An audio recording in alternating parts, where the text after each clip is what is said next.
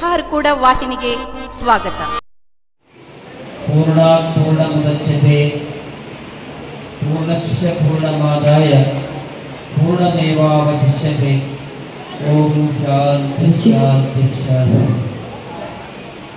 ಸದ್ಗುರುವಿನನ್ನು ಸ್ಮರಿಸಿ ಮಹಾದಾಸೋಹಿ ಕಲಬುರಗಿ ಮಹಾನಗರದ ನಮ್ಮ ನಿಮ್ಮೆಲ್ಲರ ಆರಾಧ್ಯ ದೇವರಾಗಿರುವಂತಹ ಪರಮ ಪೂಜ್ಯ ಶ್ರೀ ಲಿಂಗೈಕ್ಯ ಚನ್ನಬಸವೇಶ್ವರರನ್ನು ಹೃದಯದಲ್ಲಿ ಧ್ಯಾನಿಸಿ ಅನಂತ ಕೋಟಿ ಪ್ರಣಾಮಗಳನ್ನು ಸಮರ್ಪಿಸಿ, ಮಹಾಯೋಗಿ ಇಡೀ ಭಾರತ ದೇಶದ ಆರಾಧ್ಯ ದೇವರಾಗಿರುವಂತಹ ಜಗದ್ಗುರು ರೇವಣಸಿದ್ದೇಶ್ವರರ ಸ್ಮರಿಸಿ ಅನಂತ ಕೋಟಿ ಪ್ರಣಾಮಗಳನ್ನು ಸಮರ್ಪಿಸಿ, ವಿಶ್ವಜ್ಯೋತಿ ಮಹಾಮಾನವತಾವಾದಿ ಮಹಾತ್ಮ ಬಸವೇಶ್ವರರ ಶ್ರೀಚರಣಕ್ಕೆ ವಂದಿಸಿ, ಇಂದಿನ ಶ್ರೀ ರೇವಣಸಿದ್ದೇಶ್ವರ ಪತ್ತಿನ ಸಹಕಾರ ಸಂಘ ನೇಮಕ ಇದರ ಬೆಳ್ಳಿ ಹಬ್ಬದ ಮಹೋತ್ಸವದ ಈ ಪವಿತ್ರ ಪರ್ವಕಾಲಕ್ಕೆ ಆಗಮಿಸಿ ಪಾವನ ನೇತೃತ್ವವನ್ನು ವಹಿಸಿರುವಂತಹ ಮಾತೇಕೆ ಕೃತಿಯಿರಲಿ ಕೃತಿಯಲ್ಲಿ ಸೊಬಗಿರಲಿ ಎನ್ನುವ ಹಾಗೆ ಕೃಷಿ ಕ್ಷೇತ್ರದಲ್ಲಿ ಅದ್ಭುತವಾಗಿರುವಂತಹ ಸಾಧನೆಯನ್ನು ಮಾಡಿರುವಂತಹ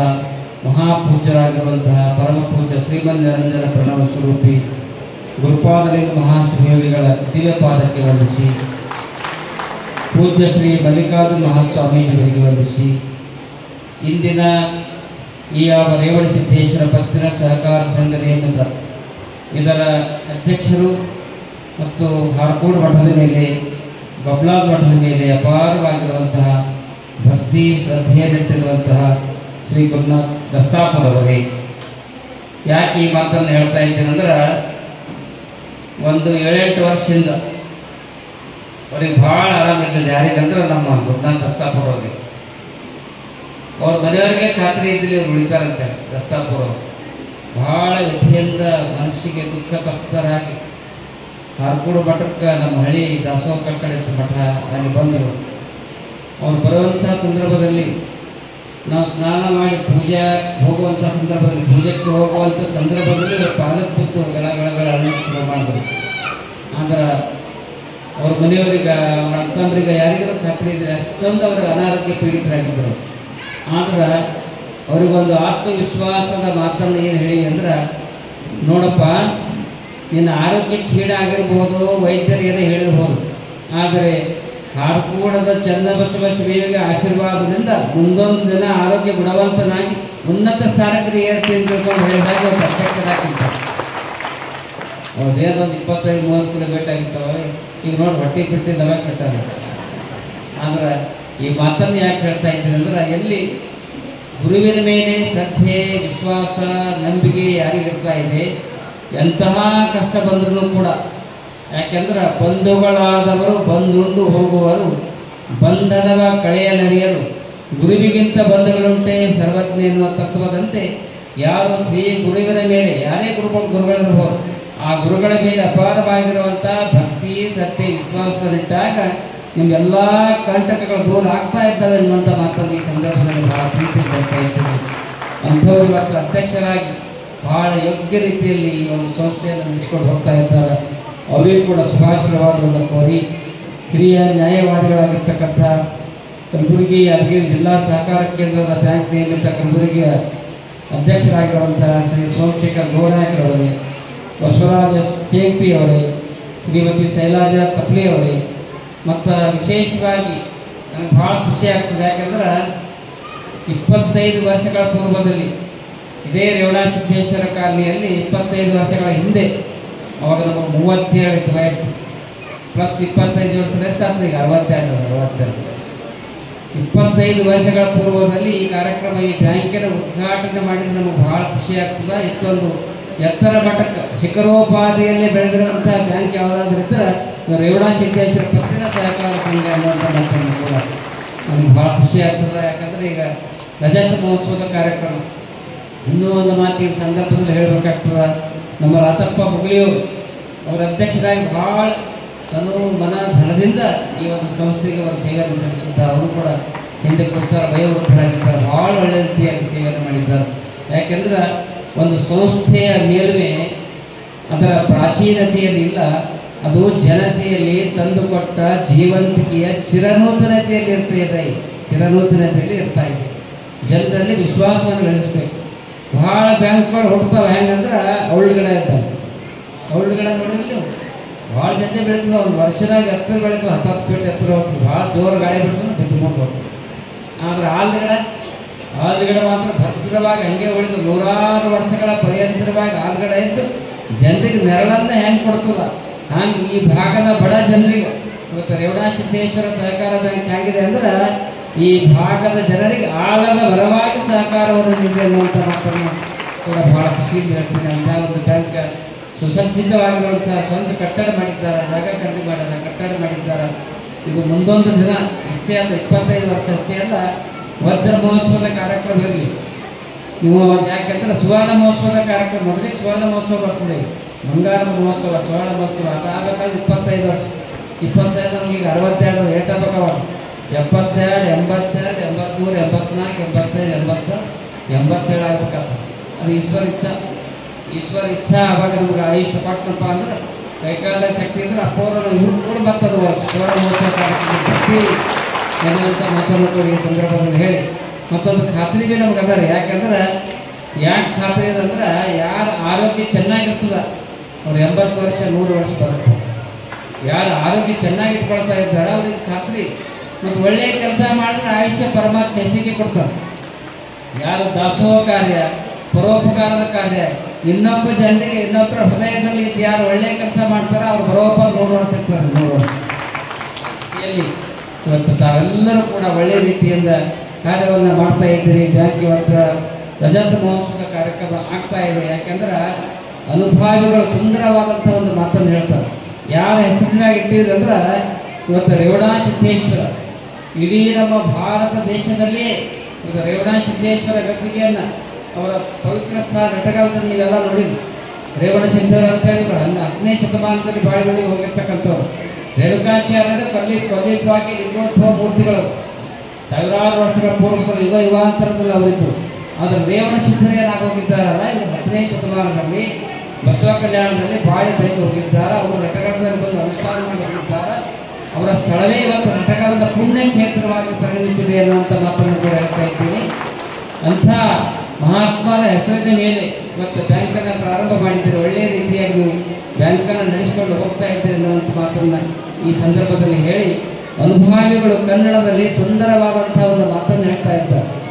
ಗುಣವಿಲ್ಲದಿದ್ದರೆ ರೂಪ ವ್ಯರ್ಥ, ಗುಣವಿಲ್ಲದಿದ್ದರೆ ರೂಪ ವ್ಯರ್ಥ, ವಿನಯವಿಲ್ಲದಿದ್ದರೆ ವಿದ್ಯೆ ವ್ಯರ್ಥ, ಹಸಿವೆ ಇರದಿದ್ದರೆ ಭೋಜನ ವ್ಯರ್ಥ, ಅದೇ ರೀತಿಯಾಗಿ ಪರೋಪಕಾರ ಮಾಡ್ತಕ್ಕಂಥ ಕಾರ್ಯ ಇರದಿದ್ದರೆ ಜೀವನವೇ ವ್ಯರ್ಥ, ಜಗತ್ತಿನಲ್ಲಿ ಹುಟ್ಟಿ ಬಂದ ಮೇಲೆ ದೇವರ ಮೇಲೆ ಭಕ್ತಿ ಇರದಿದ್ದರೆ ನಿನ್ನ ಜೀವನವೇ ನಾಶ, ಜೀವನವೇ ನಾಶ ಎನ್ನುವಂಥ ಮಾತನ್ನು ಅನುಭಾವಿ ಹೇಳ್ತಾರೆ.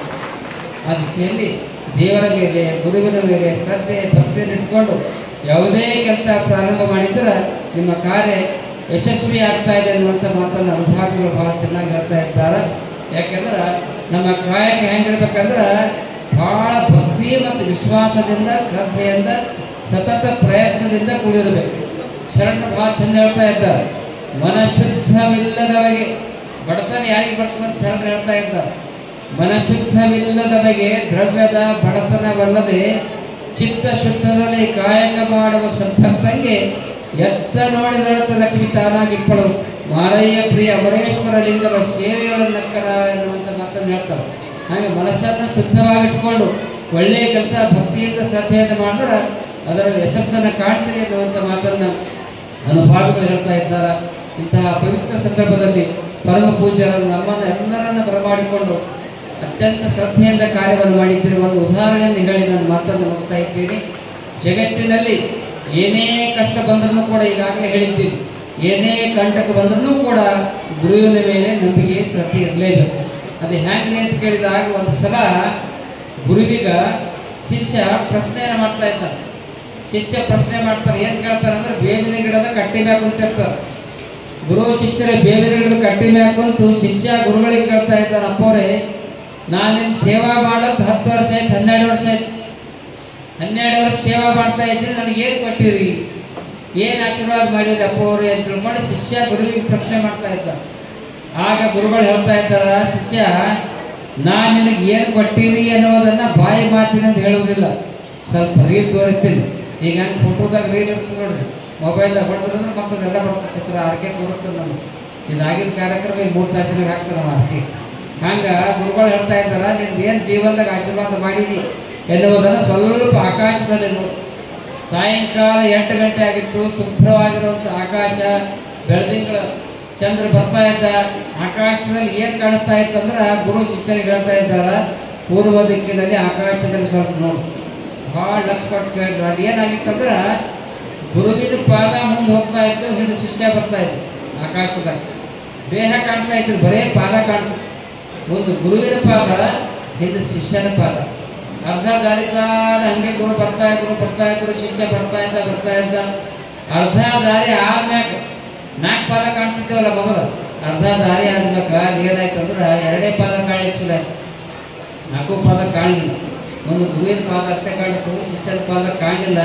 ಇಬ್ಬರು ಕೂತು ನೋಡ್ತಾರ, ಅಪ್ಪರು ಏನ್ರಿ ನೀವು ಮುಂದೆ ನಡೆದಿರಿ, ನನಗೆ ಹಿಂದೆ ಕೈ ಹಿಡ್ಕೊಂಡು ಕರ್ಕೊಂಡು ನಡೀತಾ ಇದ್ರಿ, ನೋಡಿ ನೀವು ಒಬ್ಬರೇ ಅರ್ಧ ದಾರಿ ನಾನು ನಡೆದು ನೀರಾಗೆ ಬಿಟ್ಟರೆ ನೀವೇ ಹೋಗ್ತಾ ಇದ್ದಾರಲ್ಲ, ನನ್ನ ಪಾದನೇ ಕಾಣಲು, ನಿಮ್ಮ ಪಾದ ಅಷ್ಟೇ ಕಾಣ್ತಾ ಇದ್ದ ಅಂತ ತಿಳ್ಕೊಂಡು ಕೇಳಿದಾಗ ಗುರುಗಳು ಮಹತ್ವದ ಮಾತನ್ನು ಹೇಳ್ತಾ ಇದ್ದಾರೆ. ಹೇ ಶಿಷ್ಯ, ಅರ್ಧ ದಾರಿಗೆ ಬಂದಾಗ 4 ಪಾದ ಹೋಗಿ 2 ಪಾದ ಕಾಣಲಿಕ್ಕೆ ಯಾಕೆ ಶುರು ಆಗಿರೋದ್ರೆ ಅಚಾನಕ್ ನಿನಗೇನಾಯ್ತಂದ್ರೆ ಹಾರ್ಟ್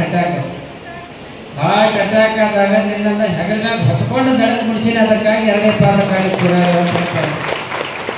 ಈ ಮಾತನ್ನು ಯಾಕೆ ಹೇಳ್ತಾ ಇದ್ದೆ ಅಂದರೆ, ಜಗತ್ತಿನಲ್ಲಿ ಮೊಟ್ಟ ಮೊದಲನೇದಾಗಿ ನಮಗೆ ಕೃಪೆಯನ್ನು ತೋರುವಂಥ ಒಂದು ಮಹತ್ವದ ಸ್ಥಾನ, ನಮಗೆ ಆಶೀರ್ವಾದವನ್ನು ಕೊಡುವಂಥ, ಏನೇ ತಪ್ಪು ಮಾಡಿದ್ರು ಒಪ್ಪುಗಳಾದ್ರೆ ಏನೇ ಕೆಟ್ಟ ಕಾರ್ಯ ಮಾಡಿದ್ರೆ ಒಳ್ಳೆಯ ಬುದ್ಧಿ ಹೇಳಿ ಆಶೀರ್ವಾದವನ್ನು ಕೊಡ್ತಕ್ಕಂಥ ಮೊಟ್ಟ ಮೊದಲನೇ ಗುರಿ ಯಾರಪ್ಪ ಅಂತಂದ್ರೆ ನಿಮಗೆ ಜನ್ಮ ಕೊಟ್ಟಿರುವಂಥ ತಾಯಿ ಮಾತೃ ದೇವೋಭವ. ಅದಕ್ಕಾಗಿ ಅನುಭವಿ ಪೂಜೆ ಒಂದು ಕಡೆ ಭಾಳ ಚಂದ ಹೇಳ್ತಾರೆ. ಈ ಜಗತ್ತಿನಾಗ ನೀವೆಲ್ಲ ದೇವಾಲಯಗಳಿಗೆ ಹೋಗ್ತೀರಿ, ಮಂದಿರಗಳಿಗೆ ಹೋಗ್ತೀರಿ, ನಮಸ್ಕಾರ ಮಾಡ್ತಾ ಇದ್ದೀರಿ. ಆದರೆ ಅಲ್ಲಿ ದೇವರು ಇರ್ಬೋದು, ನಿಮ್ಮ ಭಾವನೆ ಇರ್ಬೋದು, ನಮಸ್ಕಾರ ಮಾಡಿ ಆಶೀರ್ವಾದ ಪಡೆಯಿರಿ. ಆದ್ರೆ ಎಲ್ಲ ತೀರ್ಥಕ್ಷೇತ್ರಗಳಿಗಿಂತ ಶ್ರೇಷ್ಠವಾಗಿರುವಂಥ ತೀರ್ಥಕ್ಷೇತ್ರ ಯಾವುದಪ್ಪ ಅಂದ್ರೆ ತಾಯಿಯ ಮಡಿಲು, ತಂದೆ ಹೆಗಲು, ಇದು ದೊಡ್ಡ ತೀರ್ಥಕ್ಷೇತ್ರ ಎನ್ನುವಂಥ ಮಾತನ್ನು. ಅದಕ್ಕಾಗಿ ನಮ್ಮ ಸಂಸ್ಕೃತಿಯಲ್ಲಿ ಮಾತೃದೇವೋಭವ ಪಿತೃದೇವೋಭವ ಎನ್ನುವಂಥ ತತ್ವವಿದೆ. ಮೊಟ್ಟ ಮೊದಲನೇ ತಂದೆ ತಾಯಿ ಸೇವಾ ಮಾಡಿ, 3ನೇದಾಗಿ ಆಚಾರ್ಯ ದೇವೋಭವ. ಯಾವುದೇ ಧರ್ಮದಲ್ಲಿ ನಾವು ಇದ್ರೂ ಕೂಡ ಗುರುವಿನ ಆಶೀರ್ವಾದವನ್ನು ಪಡೆದಾಕ್ಷಣ ನಮ್ಮ ಜೀವನ ಸಾರ್ಥಕತೆ ಆಗ್ತಾ ಇದೆ ಅನ್ನುವಂಥ ಮಾತನ್ನು ಈ ಸಂದರ್ಭದಲ್ಲಿ ಹೇಳಿ, ಇಂತಹ ಪವಿತ್ರ ಕಾರ್ಯಕ್ರಮದಲ್ಲಿ ತನ್ನೆಲ್ಲ ಅನುಭವಗಳು ಇವತ್ತು ಈ ಬ್ಯಾಂಕಿನ ಮೇಲೆ ವಿಶ್ವಾಸವನ್ನಿಟ್ಟು ಎಷ್ಟೋ ಜನ ನಿರ್ದೇಶಕರಾಗಿದ್ದೀರಿ. ಈಗ ಪಿಗ್ಮಿ ಏಜೆಂಟ್ರಿಂದ ನಿಮಗೆಲ್ಲ ಕರೆದು ಸನ್ಮಾನ ಮಾಡೋದು ನನಗೆ ಭಾಳ ಖುಷಿ ಆಯ್ತು. ಬ್ಯಾಂಕ್ ಚಂದ ಹಿಡಿಬೇಕಾದ್ರೆ ಅವರು ಫೌಂಡರ್ ಇದ್ದಾನೆ. No good building without a good foundation. Foundation ಭದ್ರ ಇದ್ರೆ ಬ್ಯಾಂಕ್ ನಡೀತದೆ. ನೀವೆಲ್ಲ ಅಂಗಿ ಹಾಕೊಂಡು ದೊಡ್ಡ ಅಂಗಿ ಹಾಕೊಂಡು ಸಹಿ ಮಾಡೋದು, ಮನೆಗೆ ಹೋಗೋದು. ಕಲೆಕ್ಷನ್ ಯಾರು ಮಾಡೋರು? ಪಿಗ್ಮಿ ಕಲೆಕ್ಷನ್ ಮಾಡೋರು ಸೇವೆಯನ್ನು ಭಾಳ ಚಂದ ಕಲೆಕ್ಷನ್ ಮಾಡಿ ಇದು ಮಾಡ್ಯಾರ. ಅಷ್ಟೇ ಅಲ್ಲ, ನಿಮಗೇನು ಬ್ಯಾಂಕಿಗೆ ಎಲ್ಲರೂ ಸಾಲ ಕೊಟ್ಟಾರ ಅಂತೆಲ್ಲ ಅನುಭವಿಗಳು. ಇವತ್ತು ಬೇರೆ ಬೇರೆ ಕಡೆ ಬ್ಯಾಂಕ್ ಇರ್ಬೋದು, ಇವತ್ತಿನ ಪೇಪರ್ನಾಗ ಬಂದು ನೋಡ್ರಿ, ಯಾವುದೇ ಬ್ಯಾಂಕಿನ ಬಂದು ಭಾಳ ದಿನ ಬ್ಯಾಂಕ್ಗಳು ಉದ್ಘಾಟನೆ 4-5 ವರ್ಷ ದಿವಾಳಿ ಆಗೋದು. ಆದ್ರೆ ನಮ್ಮ ರೇವಣ ಸಿದ್ದೇಶ್ವರ ಭಕ್ತರ ಸಹಕಾರ ಸಂಘ ಜನತೆಯಲ್ಲಿ ವಿಶ್ವಾಸ ಶ್ರದ್ಧೆಯನ್ನು ಮೂಡಿಸಿರುವಂಥ ಬ್ಯಾಂಕ್ ಯಾವುದಾದರೂ ನಮ್ಮ ಭಾಗದಲ್ಲಿದ್ದರೆ ಅದು ರೇವಣ ಸಿದ್ದೇಶ್ವರ ಕೋಆಪರೇಟಿವ್ ಬ್ಯಾಂಕ್ ಎನ್ನುವಂಥ ಮಾತನ್ನು ಕೂಡ ಸಂಘ ಎನ್ನುವಂಥ ಮಾತನ್ನು ಭಾಳ ಪ್ರೀತಿಯಿಂದ ಹೇಳ್ತಾ ಇದ್ದೀನಿ. ಆ ದಿಸೆಯಲ್ಲಿ ಗುರುವಿನ ಮೇಲೆ ಶ್ರದ್ಧೆ ಭಕ್ತಿಯನ್ನು ಒಳ್ಳೆಯ ಕಾರ್ಯವನ್ನು ಮಾಡಿ ನೋಡ್ರಿ. ಗುರುನಾಥ ದಸ್ತಾಪುರ ರೊಕ್ಕ ದೋಷವರು ನಮ್ಗೆ ಭಾಳ ಯಾರೋ ಒಬ್ಬರು ಎತ್ಕೊಂಡು ಹೋಗಿದ್ರಿ, ನೀವು ಒಂಥರ ಎತ್ಕೊಂಡು ಹೋಗಿದ್ರಿ ಹೆಂಗ್ರಿ ಅಪ್ಪ, ಎತ್ಕೊಂಡ್ರೆ ತರ ಬಿಡ್ತಾರೆ, ಏನು ಚಿಂತೆ ಮಾಡ್ಬಿಡುತ್ತೆ ಹೇಳಿ. ಮುಂದೆ ನಿನಗೆ 3 ವರ್ಷ ಆಯುಷ್ಯ ಆಗಬೇಕಾಗಿತ್ತು. ಈ ಒಂದು ಸಂದರ್ಭದಾಗ ಹೇಳ್ತೀನಿ, ಅಧ್ಯಕ್ಷ ಆಗಿದ್ದೀನಿ, ನಮ್ಮ ಶಿಷ್ಯ ಇದ್ವಿ, ನೀ 100 ವರ್ಷ ಬದುಕಬೇಕಾಗಿತ್ತಂದ್ರೆ ನೋಡಪ್ಪ, ನೀ ಗಳಿಸಿದ್ರಾಗ 90% ನೀರು ಬ್ಯಾಂಕಿನಾಗ ತಿಜಾರಾಗ ಬಂಗಾರ ಕಟ್ಟಿಕೊಂಡು ಎಫ್ಡಿರ ಮಾಡು, ಪ್ರಾಪರ್ಟಿ ಏನು ಮಾಡು. ಆದರೆ 10% ಮಾತ್ರ ಸಮಾಜಕ್ಕಾಗಿ ಸೇವೆ ಮಾಡು. ಸಮಾಜಕ್ಕಾಗಿ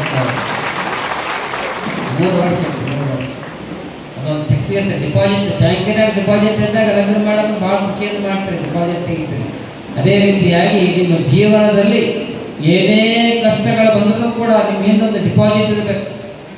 ಯಾವ ಡಿಪಾಸಿಟ್ ಅಂದ್ರೆ ಹಣದ ಡಿಪಾಸಿಟ್ ಅಲ್ಲ, ಬಂಧು ಬಳಗದ ಡಿಪಾಸಿಟ್ ಅಲ್ಲ. ಯಾವ ಡಿಪಾಸಿಟ್ ಇರ್ಬೇಕಂದ್ರೆ ಪುಣ್ಯದ ಗಂಟು ನಿಮ್ಮ ಹಿಂದಿತ್ತಂದ್ರೆ ನಿಮಗೆ ಕಂಟಕ ಬಂದಾಗ ದೂರ ಆಗ್ತಾ ಇದೆ ಅನ್ನುವಂಥ ಮಾತನ್ನು ಈ ಸಂದರ್ಭದಲ್ಲಿ ಹೇಳ್ತಾ ಇದ್ದೀವಿ.